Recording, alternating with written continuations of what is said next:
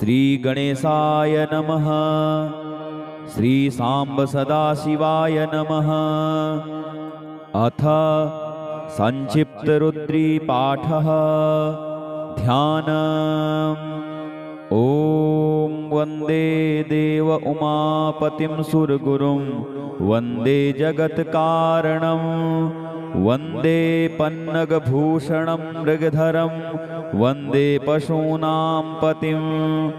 वन्दे सूर्यशशाङ्कवह्निनयनं वन्दे मुकुन्दप्रियं वन्दे भक्तजनाश्रयं च वरदं वन्दे शिवं शङ्करं। श्रीशाम्ब सदाशिवाय नमः। हरिः ॐ। गणानां त्वा गणपतिगुं हवामहे प्रियाणां त्वा प्रियपतिगुं हवामहे निधीनां त्वा निधिपतिगुं हवामहे वसो मम आहमजानि गर्भधमा त्वमजासि गर्भधम्मा गायत्री त्रिष्टुप् जगत्यनुष्टुपङ्क्त्या सह बृहत्युष्णिहाकगुप्सूचिभिः सम्यं तुत्वा द्विपदाजाश्चतुष्पदास्त्रिपदाजाश्च खट्पदाः विच्छन्दाजाश्च सछन्दाः सूचिभिः सम्यं तुत्वा सहस्तोमाः सह छन्दसयावृतः सह प्रमारिखयः सप्तदेव्याः पूर्वेखां पन्थामनुदिश्य धीरा अन्वालेभिरेरथ्यो नरस्मिन् जज्जाग्रतो दूरमुदयति दैवं तदुसुप्तस्य तथैवैति दूरङ्गमं ज्योतिखां ज्योतिरेकन्तन्मे मनः शिवसङ्कल्पमस्तु येन कर्माण्यपसो मनीखिणो यज्ञे कृण्वन्ति विदधे कुधीराः यदपूर्वं यक्ष्यमन्तः प्रजानां तन्मे मनः शिवसङ्कल्पमस्तु यत्प्रज्ञानमुतचेतो धृतिश्च जज्ज्योतिरन्तरमृतं प्रजासु यस्मान्नरिते किञ्चन कर्म क्रियते तन्मे मनः शिवसङ्कल्पमस्तु येनेदं भूतं भुवनं भविष्यत्परग्रहीतममृतेन सर्वं येन यज्ञस्तायते सप्तहोता तन्मे मनः शिवसङ्कल्पमस्तु यस्मिन् ऋचः सामजजुगुंखि यस्मिन् प्रतिष्ठिता रथना भाविवाराः यस्मिश्चित्तगुं सर्वमोतं प्रजानां तन्मे मनः शिवसङ्कल्पमस्तु सुखारथिरस्वानिव जन्मनुख्यानेनीयते भीषुभिर्वार्जिन इव हृत्प्रतिष्ठं जदजिरञ्जविष्ठं तन्मे मनः शिवसङ्कल्पमस्तु। हरिः ॐ। सहस्रशीर्षः पुरुषः सहस्राक्षः सहस्रपात् सभूमिगुं सर्वतस्पृत्वात्यतिष्ठद्दशाङ्गुलं पुरुष एवेदगुं सर्वं यद्भूतं यच्च भाव्यम् उतामृतद्वशेषानो यदन्नेनातिरोहति एतावानस्य महिमा तो ज्यायाश्च पुरुषः पादोश्च विश्वाभूतानि त्रिपादस्यामृतं दिवे त्रिपादूर्ध्व उदयत्पुरुषः पादोषेह भवत् पुनः ततो विख्वं विक्रामत्सासनानसने अभि ततो विराड जायत विराजो अधिपुरुषः सजातो अत्यरिच्यत पश्चात् भूमिमथो पुरः तस्माद्यज्ञा सर्वहुतः संभृतं प्रखदाज्यं पशुस्ताश्चक्रे वायव्यान्नारण्याग्राम्याश्च जे तस्माद्यज्ञा सर्वहुतरिचः सामानि जग्गिरे छन्दागुंसि जग्गिरे तस्माद्यजुस्तस्माद्दजायत तस्माद्दस्वा अजायन्त जे केचो भयादतः गावोह जग्गिरे तस्मात्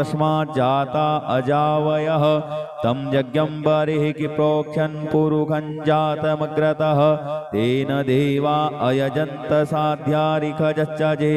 यत्पुरुषं व्यदधुः कतिधाव्य कल्पयन् मुखं किमस्यासीत् किं बाहु किमुरुपादा उच्येते ब्राह्मणोऽस्य मुखमासीत् बाहुराजन्यः कृतः ऊरु तदस्य यद्वैश्यः पदभ्यां शूद्रो अजायत चन्द्रमा मनसो जातश्चक्षुः सूर्यो अजायत श्रोत्राद्वायुश्च प्राणश्च मुखादग्निरजायत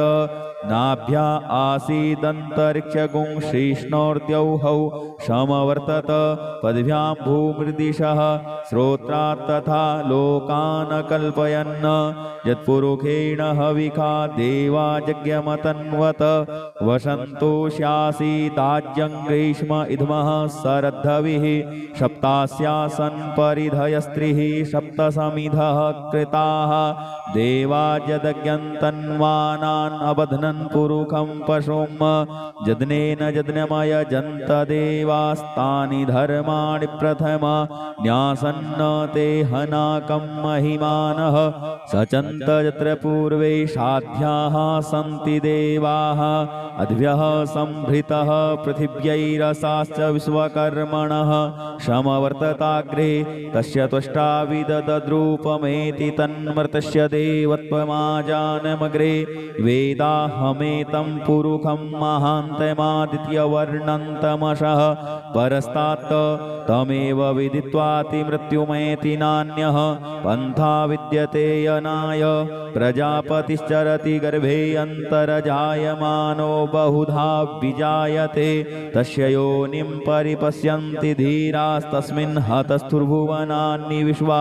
यो देवेभ्यात् पतिजो देवानां पुरोहितः पूर्वो जो देवेभ्यो जातो नमो रुचाय ब्रह्मये रुचं ब्राह्मं जनयन्तो देवा अग्रे तदब्रुवन् यस्त्वैवं ब्राह्मणो विद्या तस्य देवा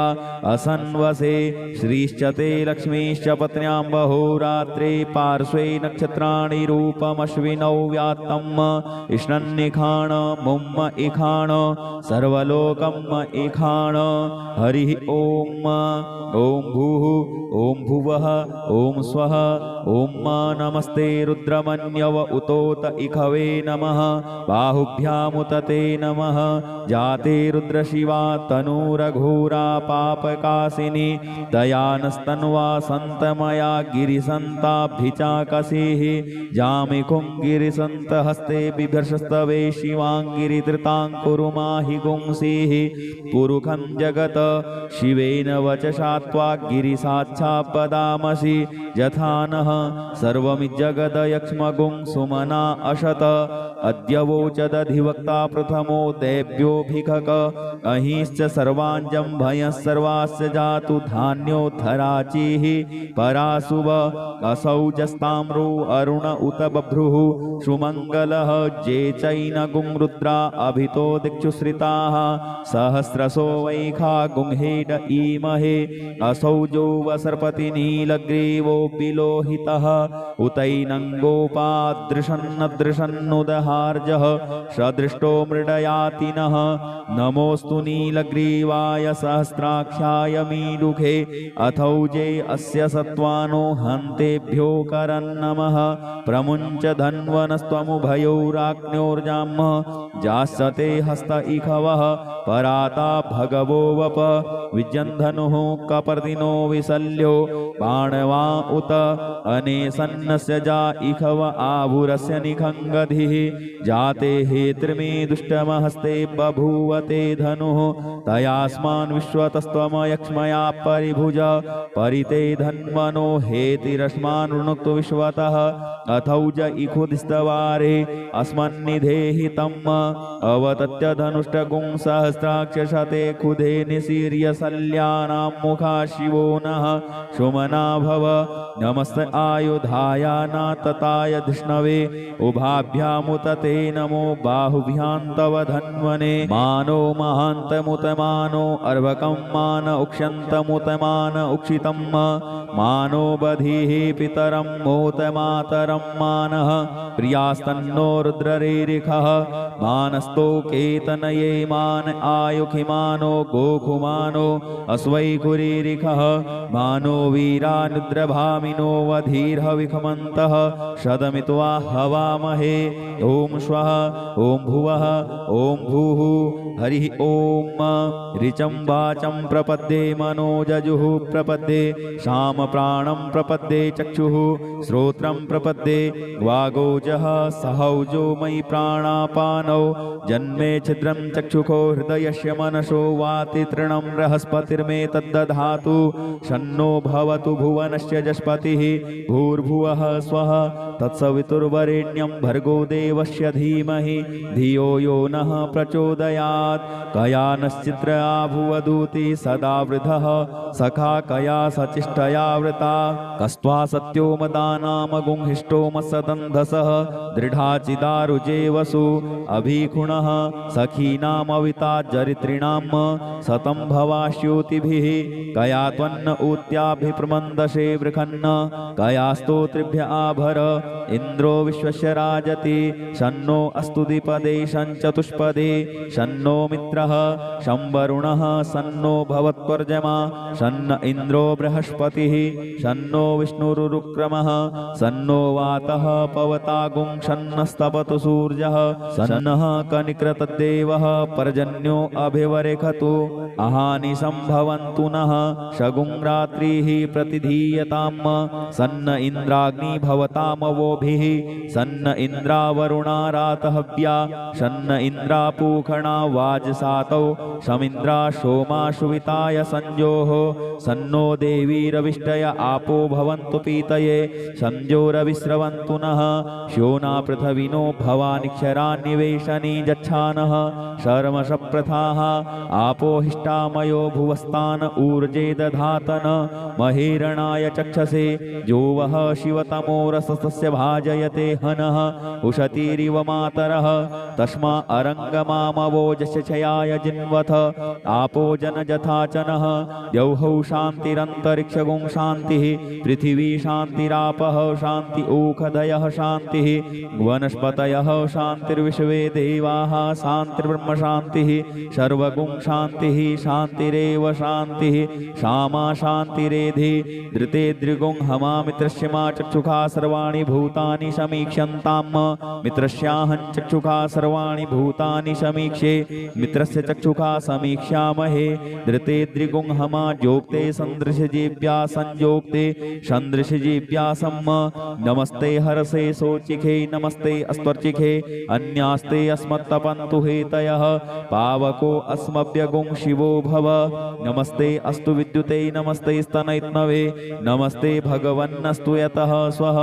समीहसे यतो यतः समीहसे ततो नो अभयं कुरु शन्नः कुरु प्रजाभ्यो भयन्नः पशुभ्यः सुमित्रियान् आप ओखधयः सन्तु दुर्मित्रियास्तस्मै सन्तु जो अस्मान् द्वेष्टियं च वयं द्विक्मः तच्चक्षुर्देव हितं पुरस्तात् शुक्रमुच्चरत पश्येम शरदः शतं जीवेम शरदः शतगुं शृणुयाम शरदः शतं पब्रवाम शरदः शतमदीनाः श्याम शरदः शतं भूयश्च शरदः शतात् हरिः ॐ स्वस्ति न इन्द्रो वृधस्रवाः स्वस्ति नः पूषा विश्ववेदाः स्वस्ति नस्तारक्षो अरिष्टनेमिः स्वस्ति नो बृहस्पतिर्दधातु ॐ पयः पृथिव्यां पयोखधीकुपयो दिव्यन्तरिक्षे पयोधाः पयस्वतीः प्रदिशः सन्तु मह्यम् ॐ विष्णोरराटमसि विष्णोः स्नप्थेस्थो विष्णोः शूरसि विष्णो ध्रुवोऽसि वैष्णवमसि विष्णवे त्वा ॐ अग्निर्देवता वातो देवता सूर्यो देवता चंद्रमा देवता वशवो देवता रुद्रा देवता द्वितीया देवता मरुतो देवता विश्वे देवा देवता बृहस्पतिर्देवतेन्द्रो देवता वरुणो देवता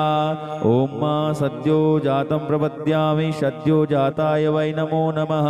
भवे भवे नाति भवे भवश्रमां भवोद्भवाय नमः वामदेवाय नमो ज्येष्ठाय नमः श्रेष्ठाय शिवाय नमो रुद्राय नमः कालाय नमः कलविकर्णाय नमो बलविकर्णाय नमो बलाय नमो बलप्रमथनाय नमः सर्वभूतदमनाय नमो मनोन्मनाय नमः अघोरेभ्यो घोरघोरतरेभ्यः सर्वेभ्यः सर्वेभ्यो नमस्ते अस्तु रुद्ररूपेभ्यः तत्पुरुषाय विद्महे महादेवाय धीमहि तन्नो रुद्रः प्रचोदयात् ईशानः सर्वविद्यानाम् ईश्वरः सर्वभूतानां ब्रह्माधिपतिर्ब्रह्मणोऽधिपतिर्ब्रह्मा शिवो मे अस्तु सदा शिवो ॐ शिवो नामा शिश्वधितिस्ते पिता नमस्ते अस्तु मामाहि गुंसेः निवर्तयाम्यायुखेनाद्याय प्रजननाय राय स्पोखाय सुप्रजास्त्वाय सुवीर्याय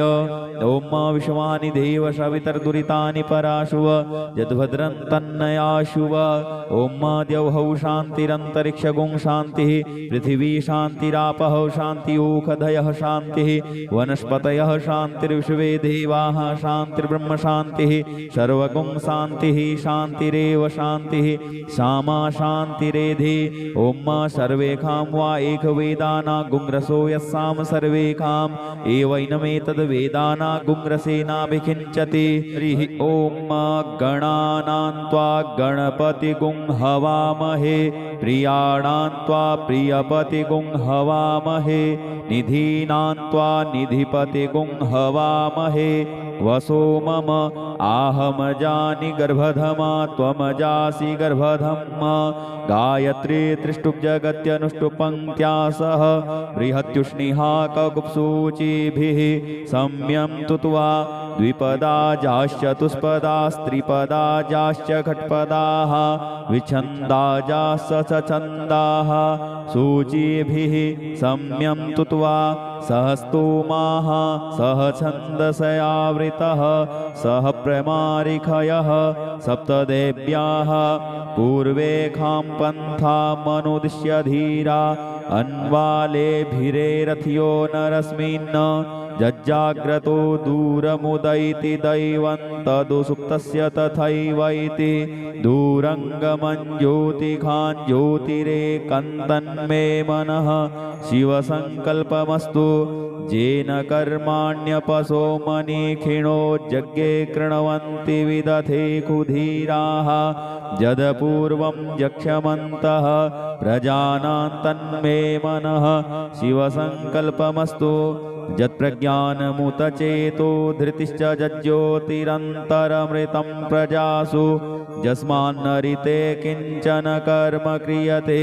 तन्मे मनः शिवसङ्कल्पमस्तु येनेदं भूतं भुवनं भविष्यत्परग्रहीतममृतेन सर्वं येन यज्ञस्तायते सप्तहोता तन्मे मनः शिवसङ्कल्पमस्तु यस्मिन् ऋचः सामजजुगुंखि यस्मिन् प्रतिष्ठिता रथना भाविवाराः यस्मिश्चित्तगुं सर्वमोतं प्रजानां तन्मे मनः शिवसङ्कल्पमस्तु सुखारथिरस्वान्निव जन्मनुख्यानेनीयते भीषुभिर्वार्जिन इव हृत्प्रतिष्ठं जदजिरञ्जविष्ठं तन्मे मनः शिवसङ्कल्पमस्तु हरिः ॐ सहस्रशीर्षः पुरुषः सहस्राक्षः सहस्रपात् सभूमिगुं सर्वतस्पृत्वात्यतिष्ठद्दशाङ्गुलं पुरुष एवेदगुं सर्वं यद्भूतं यच्च भाव्यम्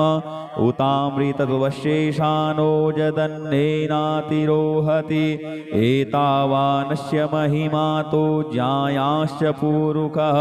पादोश्च विश्वाभूतानि त्रिपादस्यामृतं दिवे त्रिपादूर्ध्व उदैत्पुरुषः पादोषेहा भवत् पुनः ततो विख्वं विक्रामत्सासनानसने अभि ततो विराड जायत विराजो अधिपुरुषः सजातो अत्यरिच्यत पश्चात् भूमिमथो पुरः तस्माद्यज्ञा सर्वहुतः संभृतं प्रखदाज्यं पशुस्ताश्चक्रे वायव्यान्नारण्याग्रां ब्राह्म्याश्च जे तस्माद्यज्ञाः सर्वहुतरिचः सामानि जज्ञिरे छन्दागुंसि जज्ञिरे तस्माद्यजुस्तस्माद्दजायत तस्माद्दस्वा अजायन्त जे केचो भयादतः गावोह जज्ञिरे तस्मात् अजावयः तं यज्ञं बर्हिः प्रोक्षन् पुरुखं जातमग्रतः तेन देवा अयजन्त साध्यारिखजच्चजे यत्पुरुखं व्यदधुः कतिधाप्य कल्पयन् मुखं किमस्यासीत् किं बाहु किमुरुपादा उच्येते ब्राह्मणोऽस्य मुखमासीत् बाहुराजन्यः कृतः ऊरु तदस्य यद्वैश्यः पद्भ्यां शूद्रो अजायत चन्द्रमा मनसो जातश्चक्षुः सूर्यो अजायत श्रोत्राद्वायुश्च प्राणश्च मुखादग्निरजायत नाभ्या आसीदन्तरिक्षगुं श्रीष्णोर्द्यौहौ समवर्तत पद्भ्यां भूमृदिशः श्रोत्रात् तथा लोकान् कल्पयन् यत्पुरुखेण हविखा देवा यज्ञमतन्वत वसन्तोष्यासीदाज्यं ग्रीष्म इद्मः सरद्धविः सप्तास्यासन् परिधयस्त्रिः सप्तसमिधः कृताः देवा यदज्ञन्तन्वानान् अबध्नन् पुरुखं पशुं यज्ञेन यज्ञमयजन्त देवास्तानि धर्माणि प्रथम न्यासन्न ते हनाकं महिमानः सचन्त यत्र पूर्वे साध्याः सन्ति देवाः अद्भ्यः संभृतः पृथिव्यैरसाश्च विश्वकर्मणः समवर्तताग्रे तस्य त्वष्टा विददद्रूपमेति तन्मर्तस्य देवत्वमाजानमग्रे वेदाहमेतं पुरुखं महान्तमादित्यवर्णन्तमशः परस्तात् तमेव विदित्वाति मृत्युमेति नान्यः पन्था विद्यते यनाय प्रजापतिश्चरति गर्भे अन्तरजायमानो बहुधा विजायते तस्य योनिं परिपश्यन्ति धीरास्तस्मिन् हतस्थुर्भुवनानि विश्वा यो देवेभ्यात् पतिजो देवानां पुरोहितः पूर्वो जो देवेभ्यो जातो नमो रुचाय ब्रह्मये रुचं ब्राह्मं जनयन्तो देवा अग्रे तदब्रुवन् यस्त्वैवं ब्राह्मणो विद्या तस्य देवा असन्वसे श्रीश्च ते लक्ष्मीश्च पत्न्यां बहुरात्रे पार्श्वे नक्षत्राणि रूपमश्विनौ व्यात्तम् इष्णन्निखाण मुम्म इखाण सर्वलोकम् इखाण हरिः ॐ भूः ॐ भुवः ॐ स्वः ॐ नमस्ते रुद्रमन्यव उतोत इखवे नमः बाहुभ्यामुतते नमः जाते रुद्रशिवा तनूरघोरा पापकासिनी दयानस्तन्वा सन्तमया गिरिसन्ताभिचाकसेः जामिकुं गिरिसन्तहस्ते बिभर्षस्तवे शिवाङ्गिरिधृताङ्कुरुमाहि गुंसीः पुरुखं जगत शिवेन वचसा त्वा गिरिसाच्छापदामसि यथा नः सर्वमिज्जगदयक्ष्मगुं सुमना अशत अद्य वोचदधिवक्ता प्रथमो देव्योऽभिखक अहिश्च सर्वाञ्जं भयः सर्वास्य जातु धान्योद्धराचिः पराशुभ असौजस्ताम्रो अरुण उत बभ्रुः सुमङ्गलः जे चैनगुं रुद्रा अभितो दिक्षुश्रिताः सहस्रशो वैखा गुंहेड ईमहे असौजो वसर्पति नीलग्रीवो विलोहितः उतैनङ्गोपादृशन्नदृशन्नुदहार्जः सदृष्टो मृडयातिनः नमोऽस्तु नीलग्रीवाय सहस्राक्षाय मीडुखे अथौजे अस्य सत्त्वानो हन्तेभ्यो करन्नमः प्रमुञ्च धन्वनस्त्वमुभयोराग्न्योर्जाम्ह जास्यते हस्त इखवः पराता भगवो वप विजन्धनुः कपर्दिनो विशल्यो पाणवा उत अनेसन्नस्य जा इखव आभुरस्य निखङ्गधिः जाते हेत्रिमे दुष्टमहस्ते बभूवते धनुः तयास्मान् विश्वतस्त्वमयक्ष्मया परिभुज परिते धन्वनो हेतिरस्मान् वृणुक्तु विश्वतः अथौज इखुदिस्तवारे अस्मन्निधेहि तम् अवतत्य धनुष्टगुं सहस्राक्षशते खुदे निसीर्य शल्यानां मुखा शिवो नः सुमना भव नमस्त आयुधाय नातताय धिष्णवे उभाभ्यामुत ते नमो बाहुभ्यां तव धन्वने मानो महान्तमुतमानो अर्भकं मान उक्ष्यन्तमुतमान उक्षितं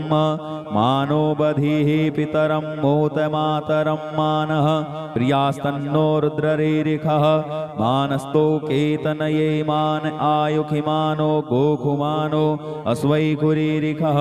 मानो वीरानुद्रभामिनो वधीर्हविखमन्तः शतमित्वा हवामहे ॐ श्वः ॐ भुवः ॐ भूः हरिः ॐ ऋचं वाचं प्रपद्ये मनोजजुः प्रपद्ये शामप्राणं प्रपद्ये चक्षुः श्रोत्रं प्रपद्ये वागोजः सहौजो मयि प्राणापानौ जन्मे छिद्रं चक्षुखो हृदयस्य मनसो वाति तृणं बृहस्पतिर्मे तद्दधातु शन्नो भवतु भुवनस्य जस्पतिः भूर्भुवः स्वः तत्सवितुर्वरेण्यं भर्गो देवस्य धीमहि धियो यो नः प्रचोदयात् कया नश्चित्र आभुवदूति सदा वृधः सखा कया सचिष्टया वृता कस्त्वा सत्यो मदानामगुंहिष्टो मत्सदन्धसः दृढाचिदारुजे वसु अभिखुणः सखीनामविता जरित्रिणां शतं भवास्योतिभिः कया त्वन्न ऊत्याभिप्रमन्दशे वृखन्न कया स्तोत्रिभ्य आभर इन्द्रो विश्वस्य राजति शन्नो अस्तु द्विपदे शञ्चतुष्पदे शन्नो मित्रः शंवरुणः शन्नो भवत्वर्जमा शन्न इन्द्रो बृहस्पतिः शन्नो विष्णुरुक्रमः शन्नो वातः पवतागुं शन्नस्तपतु सूर्यः शन्नः कनिक्रतद्देवः पर्जन्यो अभिवरेखतु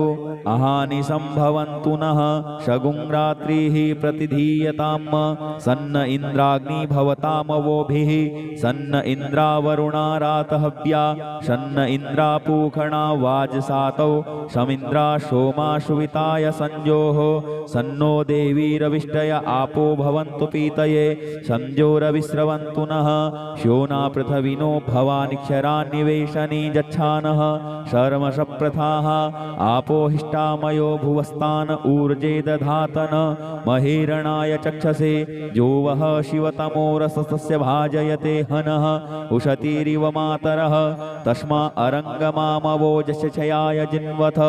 आपो जनजथाचनः द्यौः शान्तिरन्तरिक्षगुं शान्तिः पृथिवी शान्तिरापः शान्ति ऊखदयः शान्तिः वनस्पतयः शान्तिर्विश्वे देवाः शान्तिर्ब्रह्म शान्तिः सर्वगुं शान्तिः शान्तिरेव शान्तिः क्षमा शान्तिरेधि धृते दृगुं हमा मित्रस्य मा चक्षुखा सर्वाणि भूतानि समीक्ष्यन्ताम् मित्रस्याहं चक्षुखा सर्वाणि भूतानि समीक्षे मित्रस्य चक्षुखा समीक्ष्यामहे धृते दृगुं हमा जोक्ते सन्दृशजीव्या संयोक्ते सन्दृशजीव्यासम् नमस्ते हरसे सोचिखे नमस्ते अस्त्वर्चिखे अन्यास्ते अस्मत्तपन्तु हेतयः पावको अस्मभ्यगुं शिवो भव नमस्ते अस्तु विद्युते नमस्ते स्तनैत्नवे नमस्ते भगवन्नस्तु यतः स्वः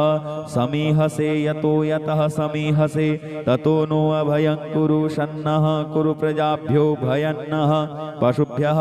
सुमित्रियान् आप ओखधयः सन्तु दुर्मित्रियास्तस्मै सन्तु जो अस्मान् द्वेष्टियं च वयं द्विखमः तच्चक्षुर्देव हितं पुरस्तात् शुक्रमुच्चरत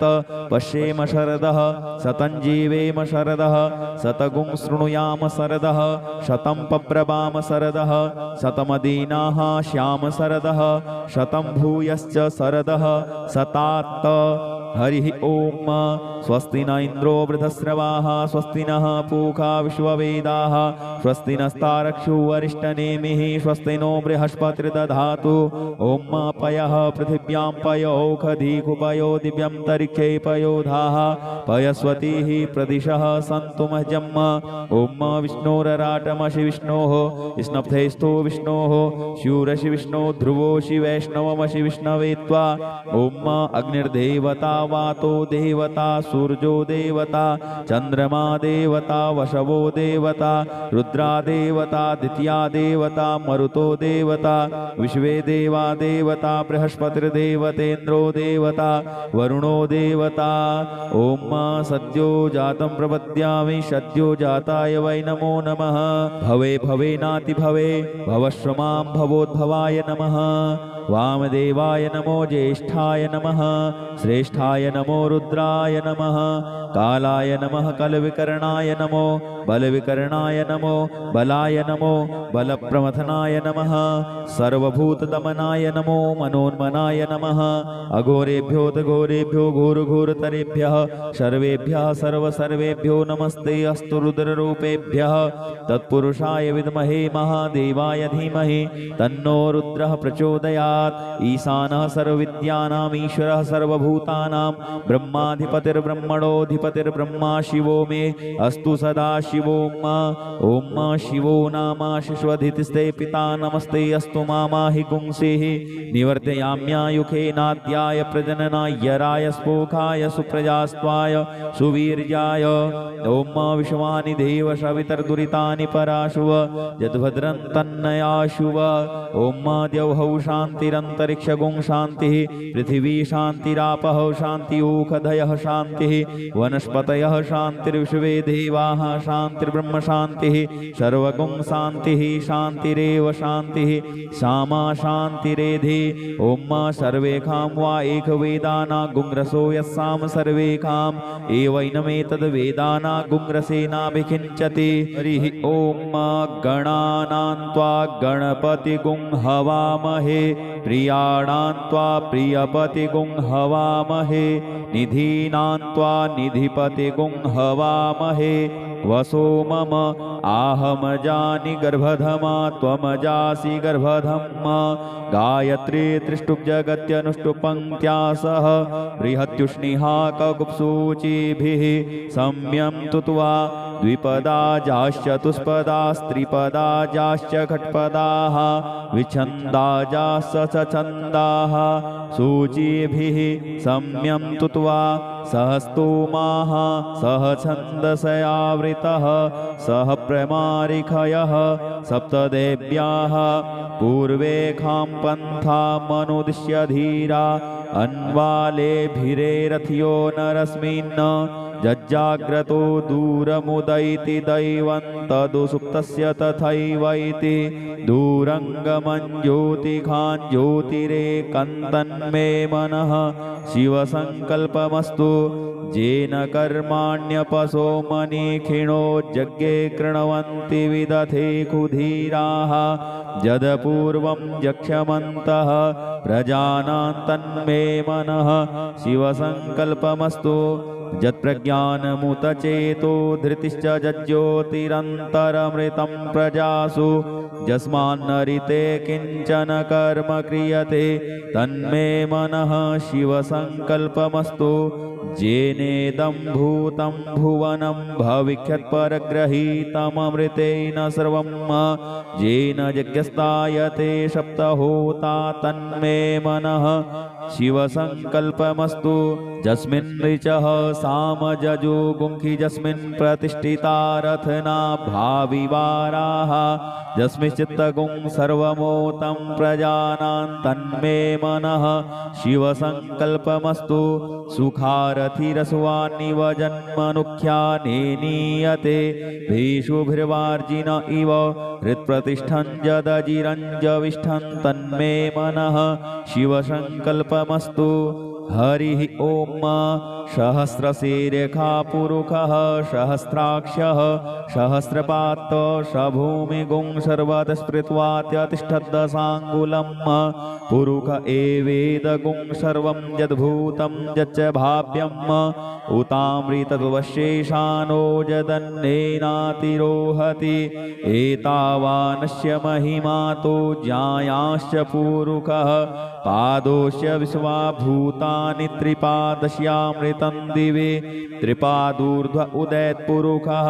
पादोषेहा भवत् पुनः ततो विख्वं विक्रामत्सासनानसने अभि ततो विराड जायत विराजो अधिपुरुषः स जातो अत्यरिच्यत पश्चात् भूमिमथो पुरः तस्माद्यज्ञा सर्वहुतः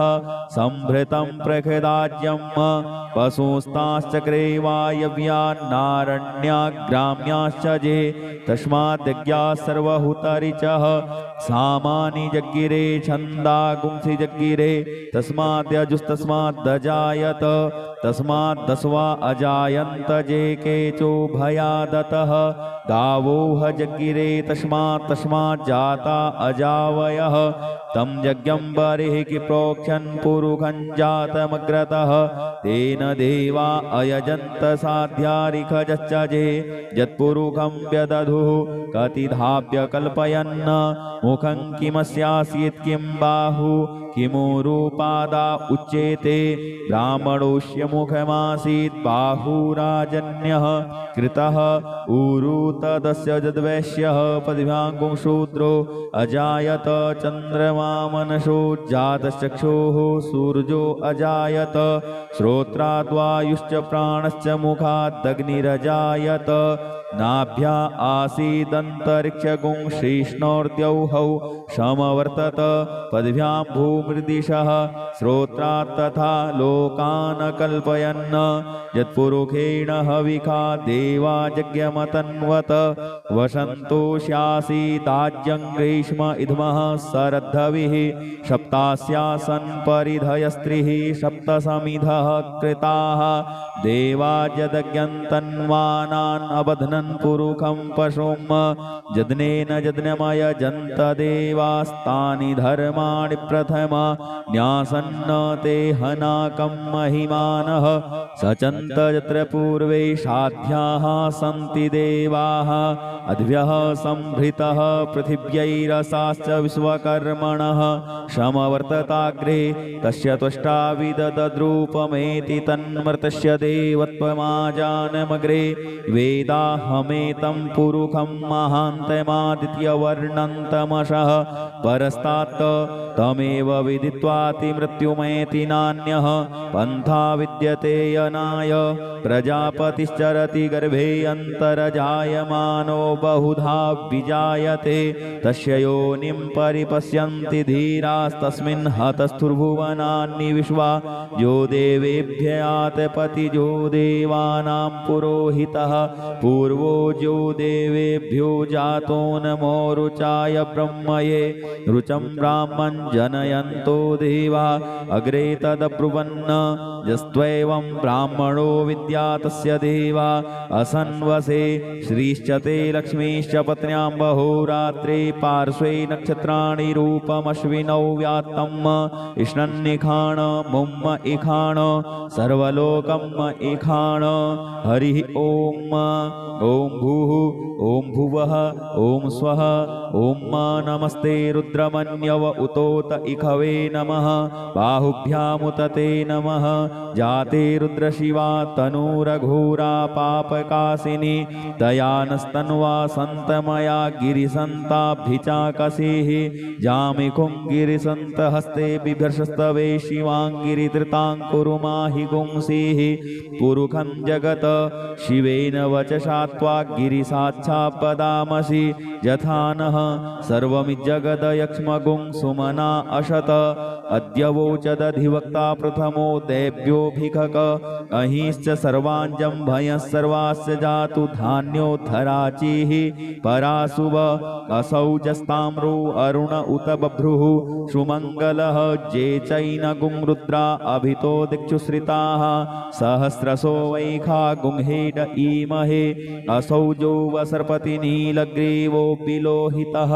उतैनङ्गोपादृशन्नदृशन्नुदहार्जः सदृष्टो मृडयातिनः नमोऽस्तु नीलग्रीवाय सहस्राक्षाय मीलुखे अथौजे अस्य सत्त्वानो हन्तेभ्यो करन्नमः प्रमुञ्च धन्वनस्त्वमुभयोराज्ञोर्जाम्ह जास्यते हस्त इखवः पराता भगवो वप विजन्धनुः कपर्दिनो विशल्यो बाणवा उत अनेसन्नस्य जा इखव आभुरस्य निखङ्गधिः जाते हेत्रिमे दुष्टमहस्ते बभूवते धनुः तयास्मान् विश्वतस्त्वमयक्ष्मया परिभुज परिते धन्वनो हेतिरस्मान् वृणुक्तु विश्वतः अथौज इखुदिस्तवारे अस्मन्निधेहि तम् अवतत्य धनुष्टगुं सहस्राक्षशते खुधे निशीर्य शल्यानां मुखा शिवो नः सुमना भव नमस्त आयुधाय नातताय धिष्णवे उभाभ्यामुत ते नमो बाहुभ्यां तव धन्वने मानो महान्तमुतमानो अर्भकं मान उक्ष्यन्तमुतमान उक्षितं मानो बधिः पितरं मोतमातरं मानः प्रियास्तन्नो रुद्ररेरिखः मानस्तो केतनये मान आयुखिमानो गोखुमानो अस्वैकुरीरिखः मानो वीरानुद्रभामिनो वधीर्हविखमन्तः शतमित्वा हवामहे ॐ श्वः ॐ भुवः ॐ भूः हरिः ॐ ऋचं वाचं प्रपद्ये मनोजजुः प्रपद्ये शामप्राणं प्रपद्ये चक्षुः श्रोत्रं प्रपद्ये वागोजः सहौजो मयि प्राणापानौ जन्मे छिद्रं चक्षुखो हृदयस्य मनसो वाति तृणं बृहस्पतिर्मे तद्दधातु शन्नो भवतु भुवनस्य जस्पतिः भूर्भुवः स्वः तत्सवितुर्वरेण्यं भर्गो देवस्य धीमहि धियो यो नः प्रचोदयात् कया नश्चित्र आभुवदूति सदा वृधः सखा कया सचिष्टया वृता कस्त्वा सत्यो मदानामगुंहिष्टो मत्सदन्धसः दृढाचिदारुजे वसु अभिखुणः सखीनामविता जरित्रिणां शतं भवास्योतिभिः कया त्वन्न ऊत्याभिप्रमन्दशे वृखन्न कया स्तोत्रिभ्य आभर इन्द्रो विश्वस्य राजति शन्नो अस्तु द्विपदे शञ्चतुष्पदे शन्नो मित्रः शंवरुणः शन्नो भवत्वर्जमा शन्न इन्द्रो बृहस्पतिः शन्नो विष्णुरुक्रमः शन्नो वातः पवतागुं शन्नस्तपतु सूर्यः शन्नः कनिकृतदेवः पर्जन्यो अभिवरेखतु अहानि सम्भवन्तु नः शगुं रात्रिः प्रतिधीयताम् सन्न इन्द्राग्नि भवतामवोभिः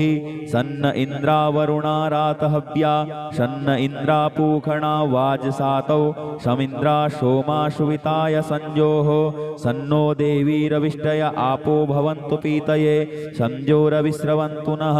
श्योना पृथविनो भवानिक्षरान्निवेशनी जच्छानः शर्मशप्रथाः आपो हिष्टामयो भुवस्तान ऊर्जे दधातन महेरणाय चक्षसे जो वः शिवतमोरसस्य भाजयते हनः उशतीरिव मातरः तस्मा अरङ्गमामवोजशयाय जिन्वथ आपो जनजथाचनः द्यौः शान्तिरन्तरिक्षगुं शान्तिः पृथिवी शान्तिरापः शान्ति ओखधयः शान्तिः वनस्पतयः शान्तिर्विश्वे देवाः शान्तिर्ब्रह्म शान्तिः सर्वगुं शान्तिः शान्तिरेव शान्तिः क्षमा शान्तिरेधि धृते दृगुं हमा मित्रस्य मा चक्षुखा सर्वाणि भूतानि समीक्ष्यन्ताम् मित्रस्याहं चक्षुखा सर्वाणि भूतानि समीक्षे मित्रस्य चक्षुखा समीक्ष्यामहे धृते दृगुं हमा जोक्ते सन्दृशजीव्या संयोक्ते सन्दृशजीव्यासम् नमस्ते हरसे सोचिखे नमस्ते अस्त्वर्चिखे अन्यास्ते अस्मत्तपन्तु हेतयः पावको अस्मभ्यगुं शिवो भव नमस्ते अस्तु विद्युते नमस्ते स्तनयत्न विष्णवे नमस्ते भगवन्नस्तु यतः स्वः समीहसे यतो यतः समीहसे ततो नो अभयं कुरु शन्नः कुरु प्रजाभ्यो भयन्नः पशुभ्यः सुमित्रियान् आप ओखधयः सन्तु दुर्मित्रियास्तस्मै सन्तु जो अस्मान् द्वेष्टियञ्च वयं द्विखमः तच्चक्षुर्देव हितं पुरस्तात् शुक्रमुच्चरत पश्येम शरदः शतं जीवेम शरदः शतगुं शृणुयाम शरदः शतं पप्रभाम शरदः शतमदीनाः श्याम शरदः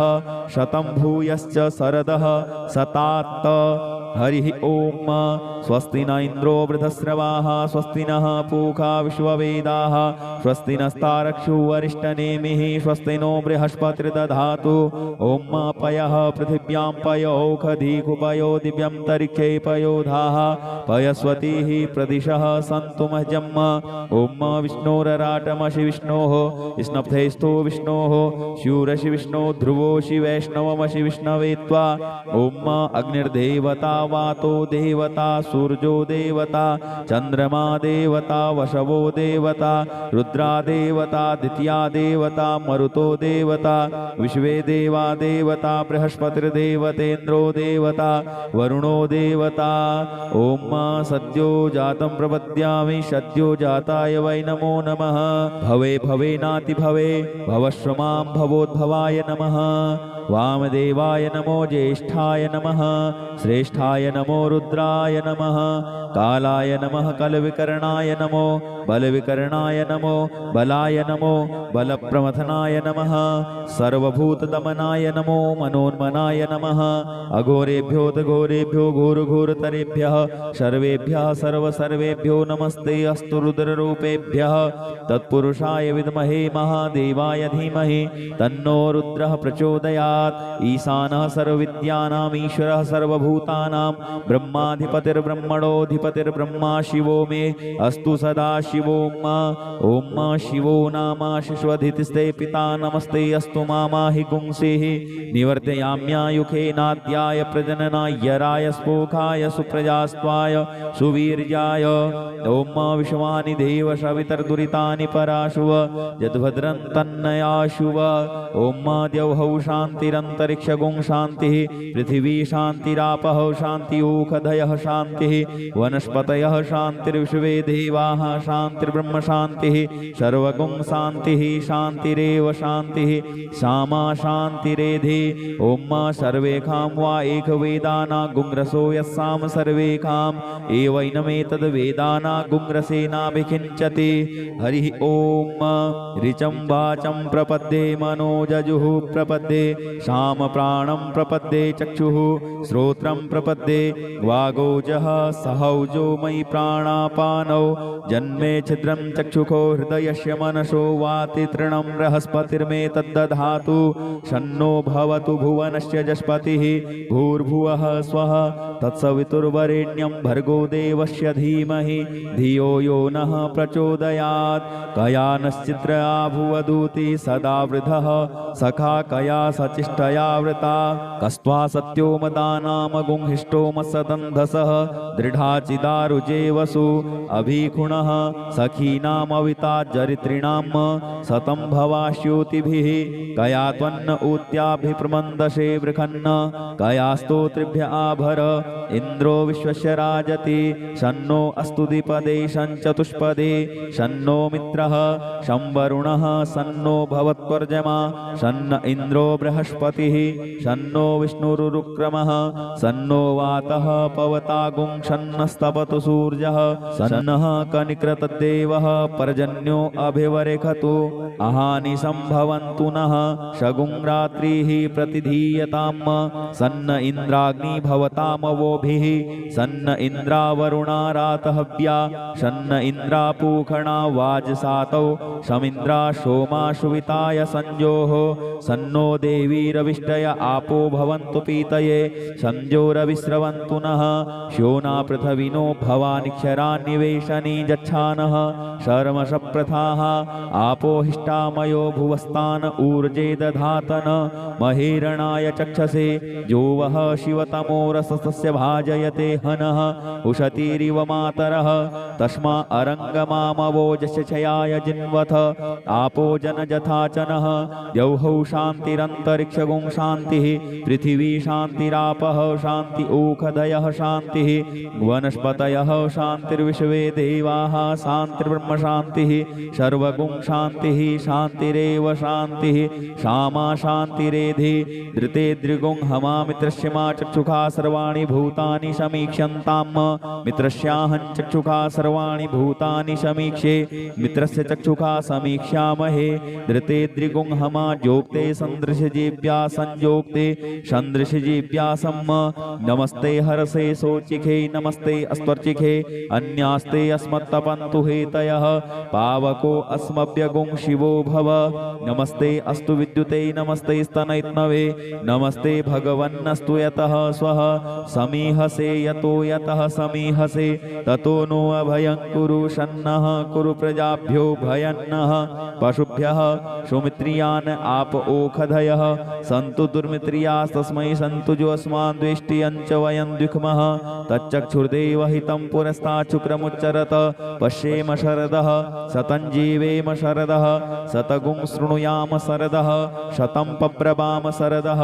शतमदीनाः श्याम शरदः शतं भूयश्च शरदः शतात्त हरिः ओम स्वस्ति न इन्द्रो वृधस्रवाः स्वस्ति नः पूषा विश्ववेदाः स्वस्ति नस्तारक्षो अरिष्टनेमिः स्वस्ति नो बृहस्पतिर्दधातु ओम पयः पृथिव्यां पयोखधीकुपयो दिव्यन्तरिक्षे पयोधाः पयस्वतीः प्रदिशः सन्तु मह्यम् ओम विष्णोरराटमशि विष्णोः स्नप्धेस्थो विष्णोः शूरशि विष्णो ध्रुवोषि वैष्णवमशि विष्णवे त्वा ओम अग्निर्देवता वातो देवता सूर्यो देवता चंद्रमा देवता वशवो देवता रुद्रा देवता द्वितीया देवता मरुतो देवता विश्वे देवा देवता बृहस्पतिर्देवतेन्द्रो देवता वरुणो देवता ओम सद्यो जातं प्रपद्यामि सद्यो जाताय वै नमो नमः भवे भवे नाति भवे भवश्रमां भवोद्भवाय नमः वामदेवाय नमो ज्येष्ठाय नमः श्रेष्ठाय नमो रुद्राय नमः कालाय नमः कलविकरणाय नमो बलविकरणाय नमो बलाय नमो बलप्रमथनाय नमः सर्वभूतदमनाय नमो मनोन्मनाय नमः अघोरेभ्यो तघोरेभ्यो घोरघोरतरेभ्यः सर्वेभ्यः सर्वसर्वेभ्यो नमस्ते अस्तु रुद्ररूपेभ्यः तत्पुरुषाय विद्महे महादेवाय धीमहि तन्नो रुद्रः प्रचोदयात् ईशानः सर्वविद्यानाम् ईश्वरः सर्वभूतानां ब्रह्माधिपतिर्ब्रह्मणोऽधिपतिर्ब्रह्मा शिवो मे अस्तु सदा शिवोम ओम शिवो नामाशिष्वधितिस्ते पिता नमस्ते अस्तु मामाहि गुंसेः निवर्तयाम्यायुखेनाद्याय प्रजननाय राय स्पोखाय सुप्रजास्त्वाय सुवीर्याय ओम विश्वानि देव सवितर्दुरितानि पराशुव यद्भद्रं तन्नयाशुव ओम द्यौहौ शान्तिरन्तरिक्षगुं शान्तिः पृथिवी शान्तिरापः शान्ति ओखधयः शान्तिः वनस्पतयः शान्तिर्विश्वे देवाः शान्तिर्ब्रह्म शान्तिः सर्वगुं शान्तिः शान्तिरेव शान्तिः क्षमा शान्तिरेधि ओम सर्वेखां वा एकवेदाना गुंग्रसो यस्साम सर्वेखाम् एवैनमेतद्वेदाना गुंग्रसेनाभिखिञ्चति ओम शान्तिः शान्तिः शान्तिः सुशान्तिर्भवतु सर्वा अरिष्ट सुशान्तिर्भवतु नमः पार्वती पतये हर हर महादेव ओम यदक्षरपदभ्रष्टं मात्राहीनं च यद्भवेत् तत्सर्वं क्षम्यतां देव प्रसीद परमेश्वर अनेन कृतेन श्री रुद्री पाठकर्मणा श्री भवानी शंकर महारुद्रः प्रियतां न मम ओम श्री सांब सदाशिवार्पणमस्तु हर हर महादेव हर हर महादेव हर हर महादेव शंभो।